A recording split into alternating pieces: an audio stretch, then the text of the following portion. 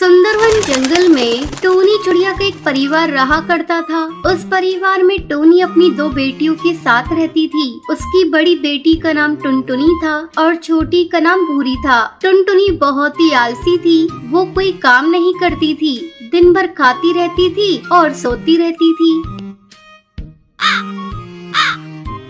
एक दिन भूरी खेतों पर काम करने जा रही थी। तब टोनी टुनटुनी से कहती है, टुनटुनी जा, तू भी अपनी बहन भूरी के साथ काम करने खेतों पर चली जा। मैं भी थोड़ी देर में घर का काम करके आती हूँ। माँ, मुझसे खेतों में काम वाम नहीं होगा। मेरा गोरा रंग खराब हो जाएगा। अभी मुझे भूख लग रही है, कुछ खाने को दो। टुनटुनी, तुझे खाना वाना नहीं मिलेगा। तू बस खाती है और आराम करती है। खा खा कर मोटी हो रही है। इन हाथ पैरों को थोड़ा हिला लिया कर। अपनी माँ की डांट सुनकर टुनटुनी को बहुत गुस्सा आता है। वो अपनी सहेली पिंकी चिड़िया के साथ खेलने के लिए घर से बाहर चली जाती है। टुनटुनी के इस बर्ताव को देखकर टोनी चिड़िया को बड़ा दुख होता है। वो सोचने लगती है, पता नहीं इसे कब अकल आएगी। अब मुझे ही इसका आलस दूर करने के लिए कुछ न कुछ उपाय करना होगा। शाम को जब टुनटुनी खेल कर घर आती है तो बिना किसी से कुछ कहे वो जाकर सो जाती है। अगले दिन जब काफी देर तक टुनटुनी सोई रहती है तो उसकी माँ उसे जगाती है।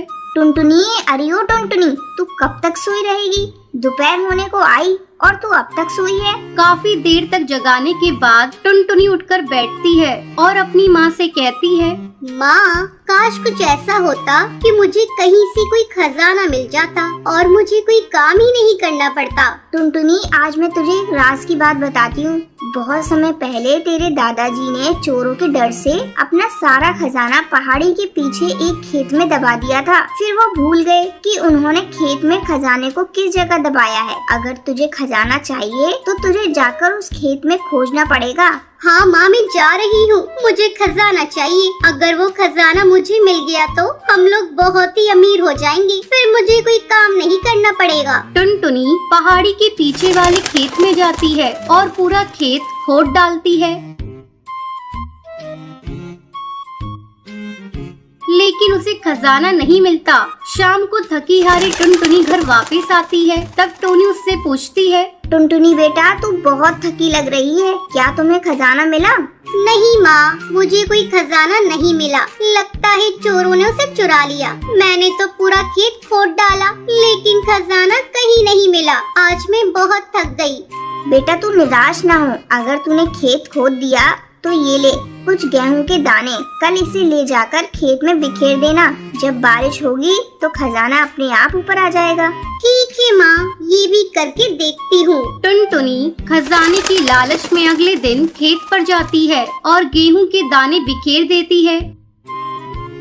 कुछ दिनों बाद अच्छी बारिश होती है। टुनटुनी के द्वारा खोदे हुए खेत में अच्छी बारिश के कारण खेत में फसल लहराने लगती है। इसी तरह कुछ दिन गुजर जाते हैं। टुनटुनी खेत के बारे में भूल चुकी थी। तब एक दिन टोनी उसे खजाने की याद दिलाती है। टुनटुनी देख, बारिश हुई थी, खजाना ऊपर आ गया होगा। बेटा चल, हम दोनों चलते हैं और खजाने को लेकर आते हैं।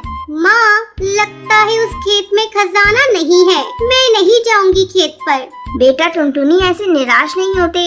चल चलकर एक बार देख तो ले। टोनी के बहुत कहने पर टुनटुनी उसके साथ खेत पर जाती है और जैसे ही अपने खेत को देखती है वो खुशी से चिल्लाने लगती है, माँ, मिल गया खजाना। ये देखो, खेत में चारों तरफ खजाना ही खजाना है। फिर टोनी टुनटुनी को समझाती है, बेटा ये खजाना ये गेहूं की फसल है। मैं इसी खजाने के बारे में तुझसे कह रही थी। इसे बेचकर हम लोग बहुत अमीर हो जाएंगे। अपनी माँ की बात टुनटुनी समझ जाती है और उस दिन से वो आलस करना छोड़ देती है।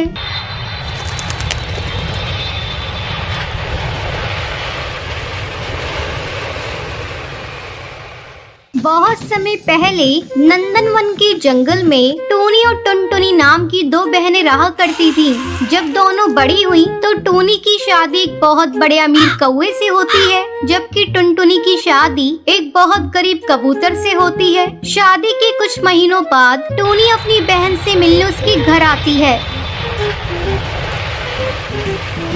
टुनटुनी उसे देखते ही खुश हो जाती है और कहती है, आओ दीदी, तुमने अपने आने की कोई खबर नहीं दी। अगर तुमने बताया होता तो मैं बंटी को तुम्हें लेने के लिए भेज देती। तब टूनी कहती है, टुनटुनी, इसकी कोई जरूरत नहीं, मैं अपने हवाई मोटर में आई हूँ। चल जल्दी से एसी ऑन कर, मुझे बहुत गर्मी लगी है। दीदी, मेरे घर में एसी और कूलर नहीं है, मैं तुम्हें पंखे से हवा कर देती हूँ। पता नहीं क्यों आज सुबह से लाइट भी नहीं है। टुनटुनी, तुझे तो पता है मैं कितनी अमीर हूँ, मेरे हर एक कमरे में एसी लगी हुई है, लेकिन तू तो ठहरी गरीब, तेरी इतनी औकात कहाँ जो तू एसी खरीद सके।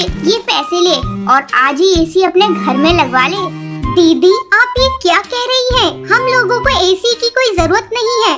टुनटुनी, मैंने तो सोचा था 4 दिन तेरे यहाँ रहूंगी, लेकिन पर अब लगता है कि मैं यहाँ एक दिन नहीं रुक पाऊंगी। इस गर्मी में तो मेरा दम ही घुट जाएगा। शाम को मैं अपने घर वापस लौट जाऊंगी। जैसी तुम्हारी मर्जी दीदी, चलो अब खाना तो खा लो। टूनी खाना खाने के लिए जाती है। ये क्या टुनटुनी, तुझे तो पता है मैं जमीन पर बैठ के कभी खाना नहीं खाती। मेरे घर तो बड़ी सी डाइनिंग टेबल है, कभी मेरे घर आना और डाइनिंग टेबल पर बैठकर खाना खाकर देखना कितना मजा आता है। टुनटुनी, मुझसे तेरी हालत देखी नहीं जाती। तू कहे तो तेरे जीजाजी से बंटी के लिए उनके ही ऑफिस में बात करूं। वहाँ ऊपरी कमाई बहुत होती है, जल्दी तू भी मेरी तरह अमीर हो जाएगी। अरे नहीं दीदी, हम लोगों के लिए ईमानदारी की 2 सूखी रोटी ही अच्छी है, हमें ऊपरी कमाई नहीं चाहिए। टूनी अपनी बहन की ये बात सुनकर गुस्सा हो जाती है। टुनटुनी, मुझे तेरी यही बात अच्छी नहीं लगती, मैं तो तेरे भले के लिए कह रही थी। ठंडे दिमाग से सोचना, फिर मुझे बताना। मैं तेरा जीजाजी से बात करूंगी। अब मैं चलती हूँ। इतना कहकर टूनी अपने हवाई मोटर में बैठकर चली जाती है। कुछ दिन यूं ही गुजर जाते हैं। इधर टुनटुनी की पति का प्रमोशन हो जाता है, उसकी आमदनी बढ़ जाती है। अब टुनटुनी को किसी चीज की कमी नहीं थी। कंपनी की तरफ से बंटी को बंगला, हवाई मोटर भी मिल जाता है। टुनटुनी खुशी खुशी अपना जीवन बिताने लगती है। वहीं दूसरी तरफ टूनी का पति कालू एक दिन रिश्वत लेने के जुर्म में गिरफ्तार हो जाता है। उनका बंगला और हवाई मोटर सब जब्त हो जाता है। इस बात का पता जब टुनटुनी को चलता है, वो अपनी बहन से मिलने उसके पास जाती है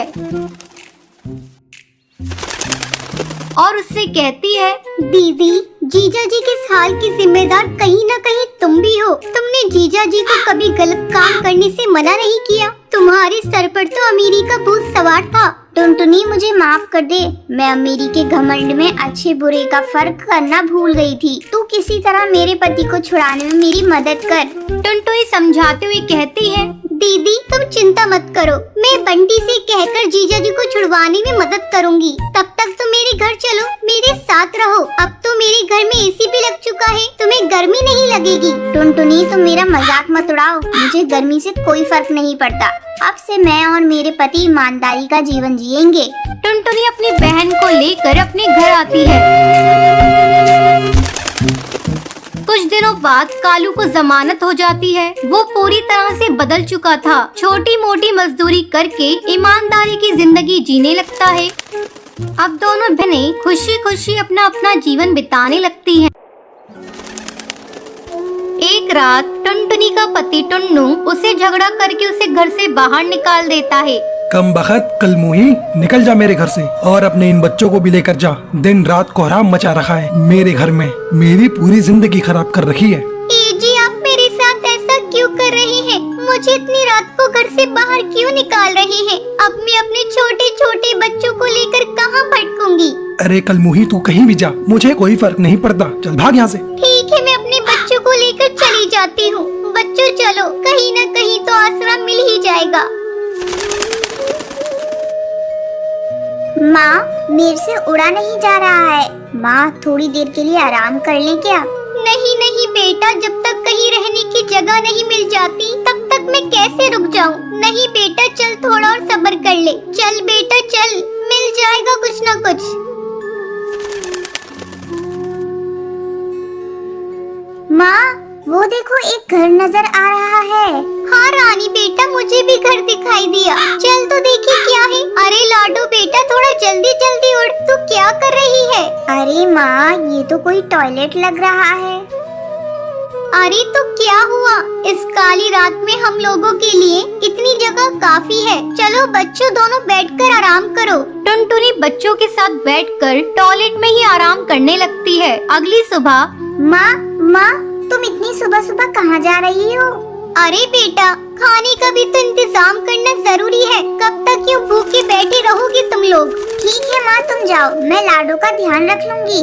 इस अनजान जंगल में मैं कहाँ जाऊँ काम ढूंढने? मेरे बच्चे भूखे हैं, मुझे कुछ न कुछ काम ढूंढना होगा। टुनटुनी काम की तलाश में इधर उधर भटकने लग जाती है। सुबह से शाम हो जाती है, लेकिन टुनटुनी को कहीं भी काम नहीं मिलता। वो थोड़ा और आगे उड़ती है तो उसे एक बड़े से पेड़ के ऊपर एक हवेली दिखाई देती है। वो एक कौवे से पूछती है, अरे कालू भैया, क्या मुझे यहाँ कोई काम मिलेगा? नहीं नहीं, यहाँ कोई काम नहीं है। अरे भैया ऐसा मत कहो, मेरे छोटे छोटे बच्चे हैं, वो कल रात से ही भूखे हैं भैया, मुझे उन्हें खाना खिलाना है। अरे कालू कौन है? किससे बातें कर रहा है तू? अरे मालकिन, एक गरीब चिड़िया आई है, काम मांग रही है। ठीक है, तो उसे मेरे पास भेज दे। मालकिन आपकी बहुत मेहरबानी होगी, आप मुझे कोई भी काम दे दीजिए, मैं कर लूंगी। मालकिन ना मत कहिएगा, मुझे काम की बहुत जरूरत है, मेरे छोटे छोटे बच्चे हैं, वो कल से ही भूखे हैं मालकिन।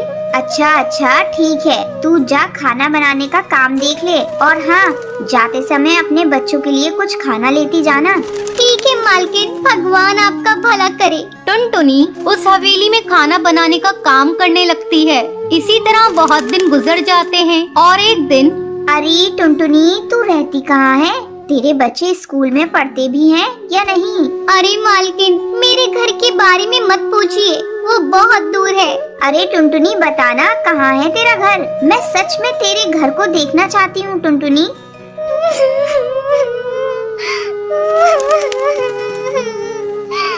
अरे मालकिन, वो मेरे पति ने मार पीट कर मुझे घर से बाहर निकाल दिया। मालकिन, अब हम सभी टॉयलेट में रहते हैं। क्या बोला तूने? टॉयलेट? छी छी छी, टॉयलेट भी कोई रहने की जगह है? तू एक काम कर, अपने बच्चों को अपने साथ लेती आ, यहीं रह ले तू भी। नहीं नहीं मालकिन, आप इस मुसीबत को अपने सर क्यों ले रही हैं? क्या पता मेरा पति कब आ जाए और यहाँ भी झगड़ा करने लगे। मालकिन, तब मैं कहाँ जाऊँगी? अरे टुनटुनी, तू कैसी बातें बोल रही है? तेरे छोटे छोटे बच्चे हैं, तू ये कौन सा भविष्य दे रही है उन्हें टुनटुनी? तो और मैं क्या कर सकती हूँ मालकिन, मैं गरीब और असहाय हूँ, तो मैं क्या कर सकती हूँ?